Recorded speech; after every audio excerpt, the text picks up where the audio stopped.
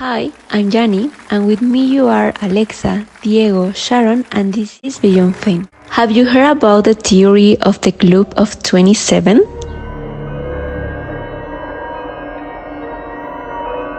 Well, for those who do not know the story, basically the Club of 27 is a conspiracy theory that began to haunt after the death of several artists well known in the music industry. Strangest of all was the day of the age 27 years. I heard that the theory started with five very important people. Among them, guitarist Robert Johnson, the founder of the Rolling Stones, Brian Jones, the most famous guitarist of the 20th century, Jimi Hendrix, the blues singer Janis Joplin, and the singer of the Doors, Jim Morrison.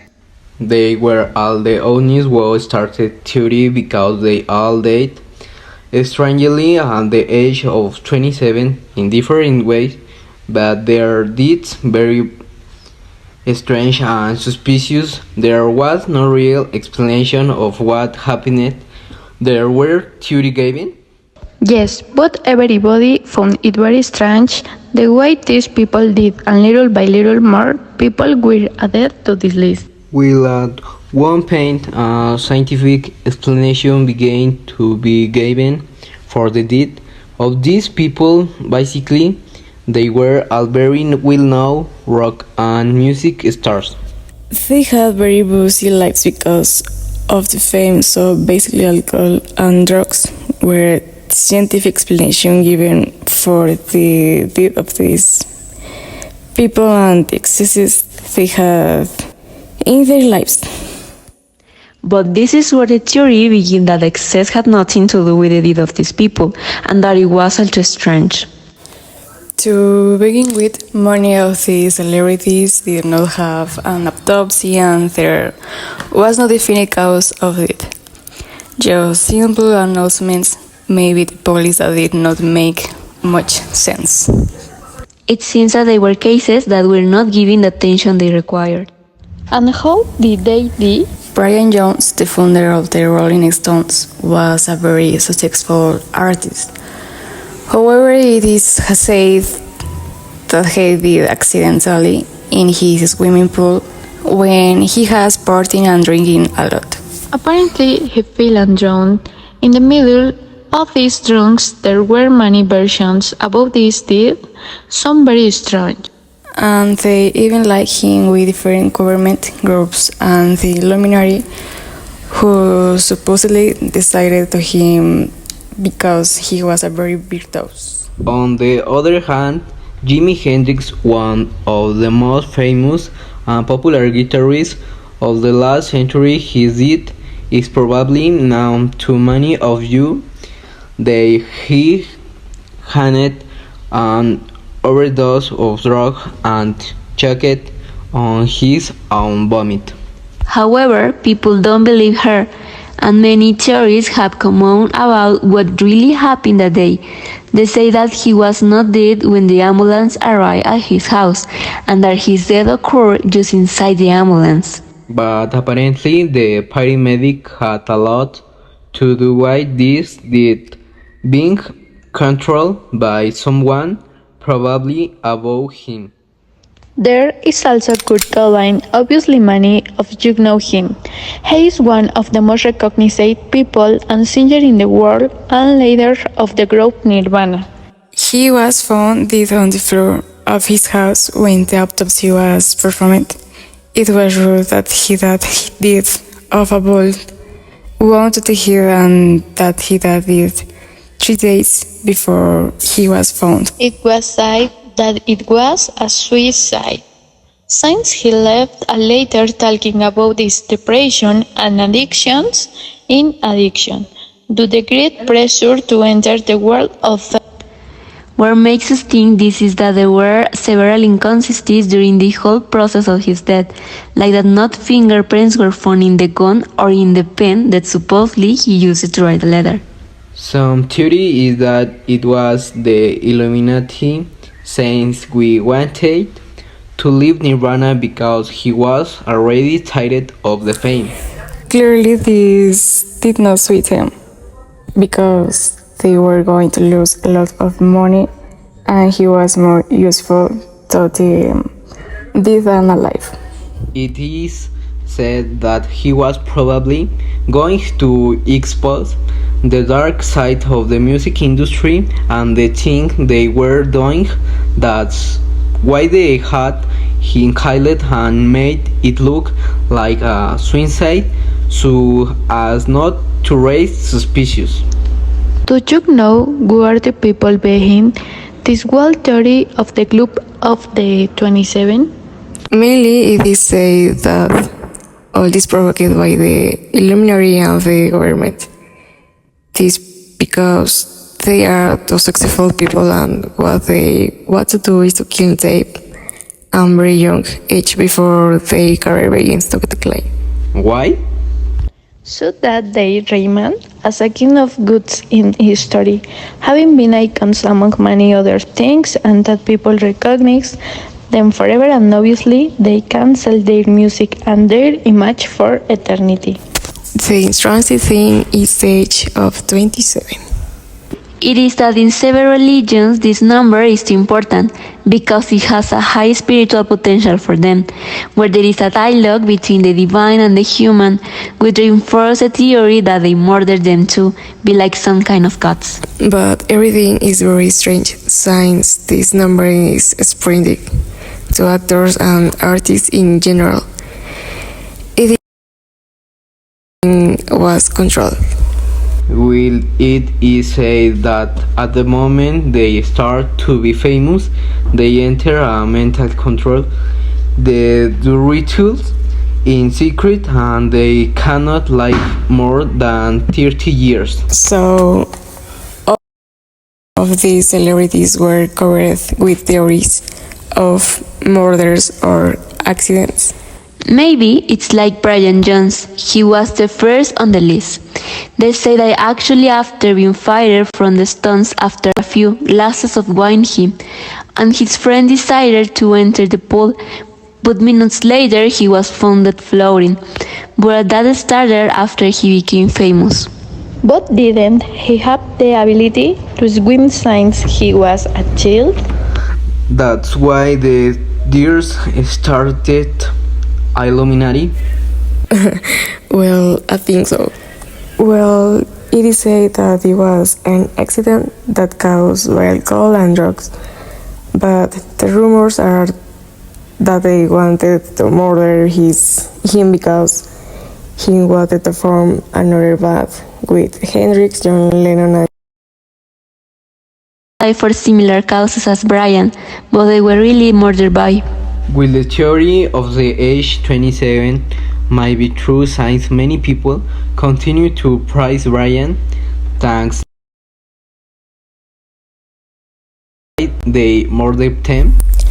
I still don't find the need more than them. But if they died without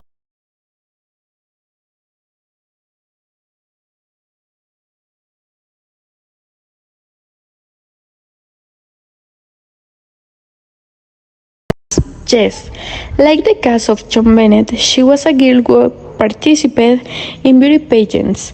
Until one morning, her mother found a note in her kitchen that said that the girl had been kidnapped.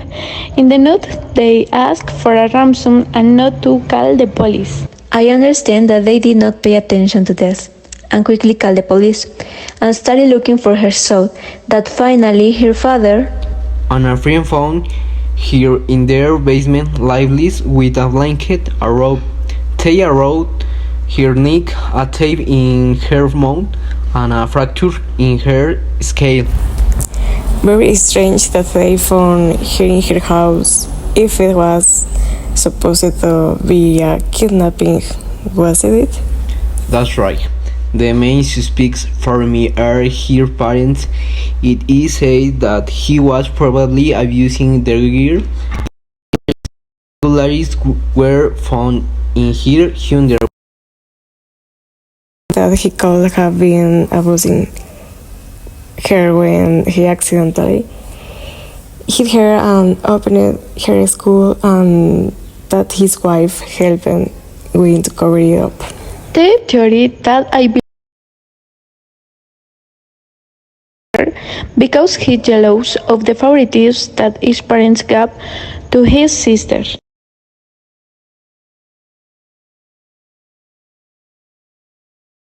It is said that what could have happened was that in a moment of desperation he hit her with a lamp and killed her instantly. Wow, this is too sad. I can imagine the amount of similar cases that exist. Exactly. The other time I came across a series of Netflix that told the story of the disappearance of a 12 years old girl who was murdered by her parents. I also know about that case. Let's talk about it. All begins with a little girl from China who was 1 year old when she was adopted by Alfonso Bastera and Rosario Porto, a well-to-do couple from Galicia in northwestern Spain. The adopted parents named the child Asunta and raised her in a privileged and seemingly happy environment, attending preschool and learning quickly. She enjoyed vacations with her family and many friends, and her adoptive grandparents adored her. But with just over a week left before Asun's 13th birthday, Alfonso and Rosario went to the police to report her missing. Years later, in the early hours of the morning, the girl was found dead next to a road in a wilder, eerie several kilometers south of the city. She was tied with orange wraps, showed no sign of sexual abuse, and apparent to have died of asphyxiation, something the autopsy would later confirm. The girl's parents cooperated in the investigation, which turned against him as again found evidence and detected inconsistencies in their testimony. The main of this indication was the finding of orange rooms similar to those who said to be in the body of Asunta, in a house owned by the family and close to the place of the facts. In addition, the autopsy revealed that the minor had in her system high doses of lorazepam, a powerful tranquilizer and anxiolytic that is only sold in Spain without doctor prescription. And both Rosario and Alfonso gave different versions of their movements on Saturday afternoon when the disappearance occurred. With all this, Rosario was arrested and investigated for homicide on September 24 and Alfonso on September 25. The year 2013 had been especially turbulent for the marriage. He discovered an infidelity of his wife, which led to their divorce. Also both reached an agreement in the following months to share custody of the adopted daughter. As part of the pact, Alfonso moved into an apartment near Rosario and Asunta's home. In July strange event occurring in which a masked man allegedly entered Asun's room at night and tried to strangle her. The alleged intruder fled after being caught by Rosario, who, however, did not file a complaint with the police. That same month, the girl showed signs of drug signs during her music lesson. The girl confessed to the teacher that her mother gave her some powders that made her sleep. The police investigation revealed that Alfonso purchased several boxes of the painkiller lorazepam. Asunta's adoptive father defended at all times that the medicines were for his wife, who went through very delicate times.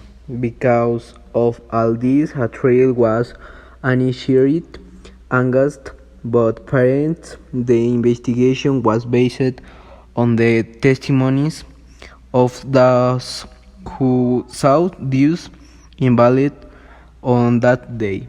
and in videos from surveillance cameras locating the place they passed through. Rosario mental health was also a possible cause, given her emotional instability.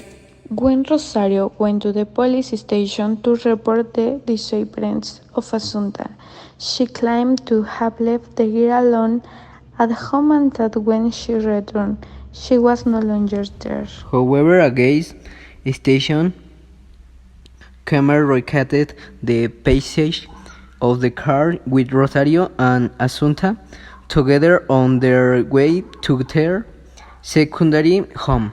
On the other hand, Alfonso, who testified that they spent the whole afternoon at home reading, was captured by security cameras near his home. Rosario Puerto and Alfonso Asterra defended their innocence at all times.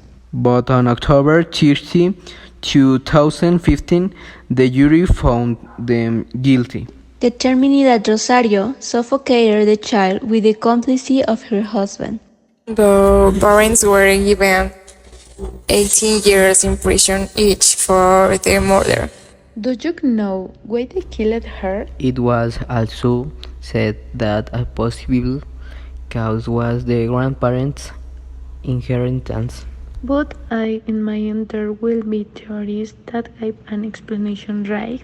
That's right. One of them suggests that Asunta's call had been seen as an obstacle in the relationship of her parents, who were going through a bad time after their divorce. Rosario's mental health was also a possible cause, given her emotional instability. It was also said that a possibly Do you know why they killed her?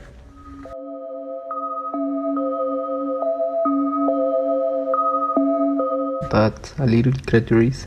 Let's hope to see you next episode.